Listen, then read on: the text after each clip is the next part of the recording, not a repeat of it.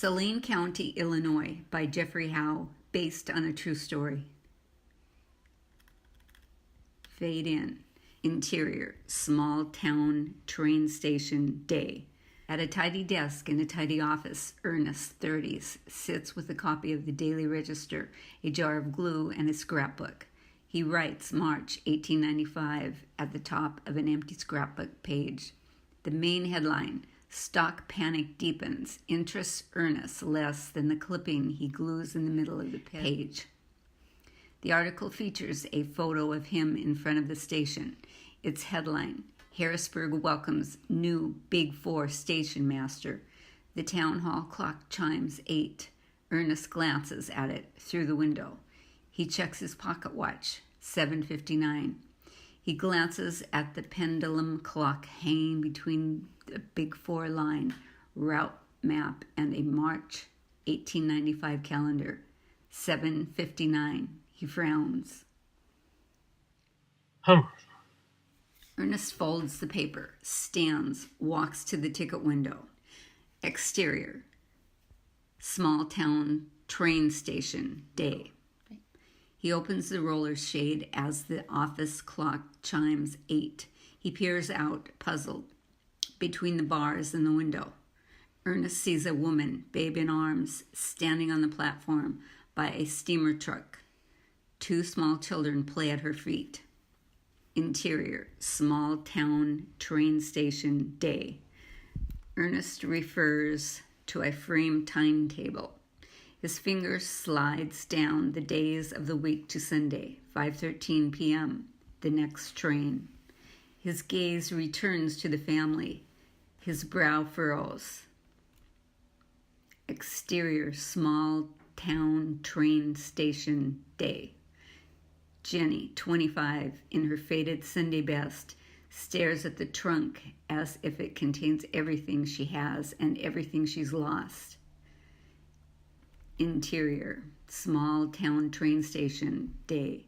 Ernest puts on white gloves, opens the door, steps out. The breeze he lets in turns a few pages of the scrapbook, all full of precisely spaced clippings. Exterior, small town train station, day. Ernest walks across the platform, his stride as steady as the pendulum clock in his office. The girl, 5, looks up from her rag doll at his approach. The boy, 3, doesn't, intent on the shiny object in his hands. Jenny might be carved from stone. The baby mules. Ernest glances at the kids, the trunk, then back at Jenny, as if fitting jigsaw pieces together. He tips his cap. Ma'am, I clean these every morning. He runs a white-gloved finger down the arm of the bench. It comes away with a hint of yellow, pollen. He's mortified. Terribly sorry. Had to keep up with the Oaks this time of year. He produces a handkerchief and wipes down the bench. The girl loses interest and returns to her doll. You know, the next train isn't for 9 hours. Southbound. Oh. He almost pockets the handkerchief. He thinks better of it. Is that the direction you're going? Do you need a ticket? Awareness dawns in Jenny's eyes. Her voice is flat. Ticket? Well, ticket, yes. For the train. The train? No. My husband is with the railroad. My apologies, ma'am.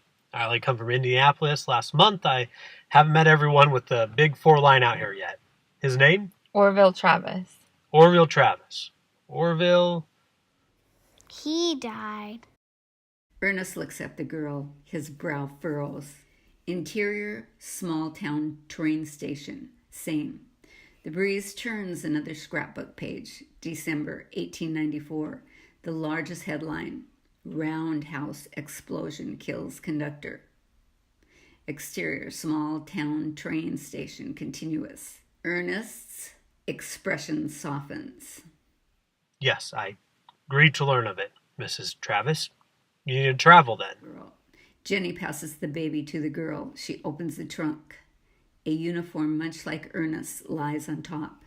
She reaches for a paper folded with the uniform. They gave me this at the funeral. She hands the paper to Ernest. It's an employee pass. His finger runs over the pass as he examines it.